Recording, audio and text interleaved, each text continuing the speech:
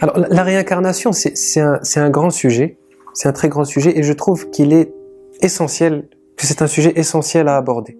Pourquoi?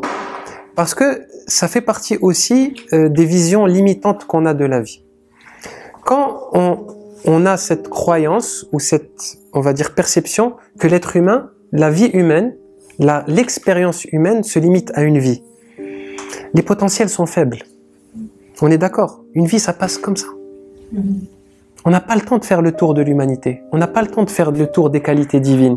Parce que qu'est-ce que nous disent beaucoup d'enseignants spirituels et de prophètes et de maîtres? Ils nous disent qu'en fait, l'incarnation humaine, d'accord, son utilité première, c'est de pouvoir explorer toutes les qualités du divin. C'est pour ça que dans l'islam, on parle de ces 99 noms, ces 99 attributs.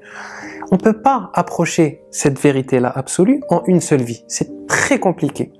Donc ça, c'est un peu triste, ce monde où on verrait, ok, l'âme apparaît, elle a une vie d'une durée terrestre très courte, et après, c'est la stagnation. C'est le paradis ou l'enfer. C'est un peu, je trouve que c'est pas en phase avec ce que je vois de l'univers. D'accord? Avec ses mouvements, ses géométries, ses interactions, cette évolution, on voit que l'univers est en évolution perpétuelle. L'évolution, ça ne va pas avec la stagnation. On est d'accord. Alors, on peut se poser la question. Mais cette réincarnation, comment elle fonctionne? Est-ce qu'elle existe? Mais aussi, il faut faire attention de ne pas tomber dans le piège. Parce que l'ego, souvent, il aime penser qu'il va se réincarner. Parce que ça va lui permettre de durer plus longtemps.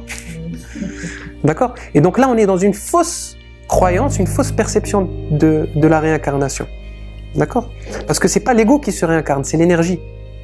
Mais comme l'énergie, on n'y a pas accès durant toute nos vies, pour la plupart d'entre nous, je peux vous assurer que Hajar, elle n'existera plus. En tant que Hajar, avec tous ses problèmes, sa famille, son contexte géographique, religieux, tout ça, ça disparaît. Mais l'énergie, elle reste. Et l'énergie, elle circule. D'accord? Je peux vous donner une métaphore, c'est comme un jeu de dominos. Vous voyez les dominos avec les jeux, des gens qui font des millions de dominos comme ça. En fait, chaque vie, c'est un domino. Il y a un domino qui va être la cause de la vie de l'autre domino. Mais le domino 3 n'est pas le domino 2. Et le domino 4 n'est pas le domino 3. Mais pourtant, il y a quelque chose qui passe. Mais en même temps, il n'y a rien qui passe. C'est un peu ça la réincarnation. C'est qu'il y a un truc, il y a un mouvement, il y a une énergie qui circule, mais les vies n'ont rien à voir les unes avec les autres, elles ne sont pas liées. Elles ne sont liées que par ce mouvement-là, que par cette énergie-là qui circule. Et dans ce jeu de domino, effectivement, il y a un début, il y a une fin. Alors Bouddha, il nous dit qu'il nous parle de 100 000 vies, 200 000 vies. Certains dans les Védas nous parlent de 300 000. Bon, on est dans un très grand nombre de vies. Mais c'est vrai qu'il y a le début du jeu de domino et il y a la fin du jeu de domino.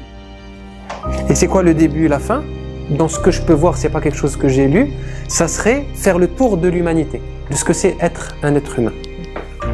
Et une fois que cette énergie-là, qui est elle, parce que l'énergie, elle arrive, c'est une projection animique de l'essence qui s'incarne dans un corps et qui fait un processus d'expérience, d'accord, dans une sphère. Quand cette énergie-là, elle fait le tour complet de la sphère, elle passe à autre chose. Ça ne veut pas dire que ça s'arrête. Allahu a'lam, qu'est-ce qui se passe après? Est-ce que c'est d'autres dimensions, c'est d'autres êtres, est-ce que c'est des mondes parallèles? On ne sait pas. Mais en tout cas, c'est clair qu'il y a une volonté d'expérience de cette énergie première, de faire l'expérience de l'être humain à travers son prisme. Parce que l'être humain a un prisme particulier d'expérience, il a des sens particuliers, il a un pouvoir de vision, d'audition, de perception du monde. On peut lever la tête, on a conscience que on est dans un univers infini.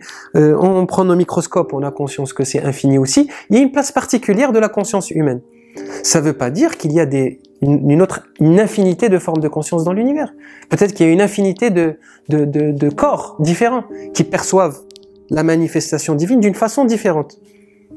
Et on peut peut-être imaginer que le divin, lui, s'incarne à travers toutes ces formes pour expérimenter en même temps l'infinité de ses possibilités, à l'infini, dans un mouvement éternel.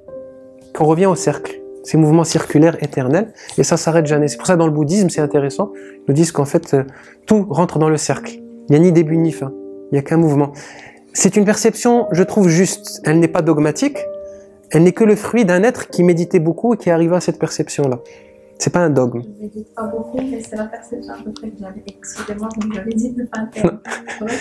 Donc, bah, c'est fini. Donc, encore une fois, on arrive à une... C'est juste... Moi, ce que j'essaie d'apporter à travers le modeste travail que je fais, c'est juste d'apporter des outils qui vont vous permettre de prendre du recul. Je suis pas là pour prêcher quelque chose. Je n'ai la prétention de ne rien connaître. Je ne détiens aucune vérité. J'aimerais juste vous transmettre cette faculté de s'extraire du monde pour que vous puissiez arriver à vos propres conclusions vous-même. C'est ça qui est important. Si moi je vous dis c'est comme ça, ça n'a aucun intérêt. On n'est pas à l'école. Ah oui, ben Moundir nous a dit que la réincarnation, c'est A plus B plus C. Moi, ça m'intéresse pas en fait. J'aimerais que vous reveniez vers moi, vous me dites ah tu sais Moundir, moi je vois les choses comme ça. Je dis ben c'est extraordinaire, ça va m'alimenter ma propre réflexion, ma propre observation.